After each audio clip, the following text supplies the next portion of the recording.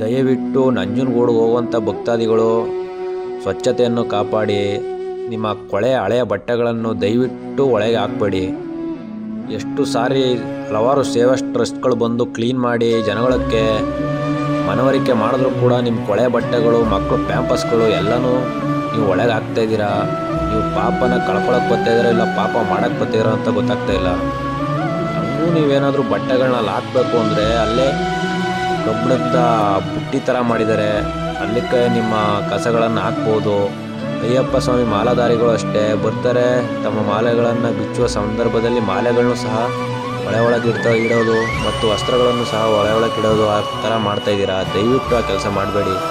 ಹಂಗೂ ಮಾಡಬೇಕು ಅಂದರೆ ಬುಟ್ಟಿ ಒಳಗಡೆ ಹಾಕಿ. ಇವರು ಯಾವುದೋ ಸೇವಾ ಟ್ರಸ್ಟ್ ಅವರು ಅನಿಸುತ್ತೆ. ಯುವಕರು ಈ ಕೆಲಸದಲ್ಲಿ ತೊಡಗಿರೋದು ನೋಡಿದ್ರೆ ತುಂಬ ಖುಷಿಯಾಗುತ್ತೆ. ಯಾವ ಸೇವಾ ಟ್ರಸ್ಟ್ ಅಂತ ಹೆಸರನ್ನ ಕೇಳಲಿಲ್ಲ, ಆದರೂ ಇವ್ರಿಗೆ ದೇವರು ನಂಜುಂಡೇಶ್ವರ ಆಯುಷ್ಯ ಆರೋಗ್ಯ ಕೊಟ್ಟು ಕಾಪಾಡಲಿ ಅಂತ ಕೇಳ್ಕೊಳ್ತಾ ಈ ವಿಡಿಯೋನ ಮುಗಿಸ್ತಾ ಇದ್ದೀನಿ. ದಯವಿಟ್ಟು ಸ್ವಚ್ಛತೆಯನ್ನು ಕಾಪಾಡಿ ಅಂತ ಹೇಳ್ತಾ, ಜೈ ಹಿಂದ್, ಜೈ ಕರ್ನಾಟಕ ಮಾತೆ.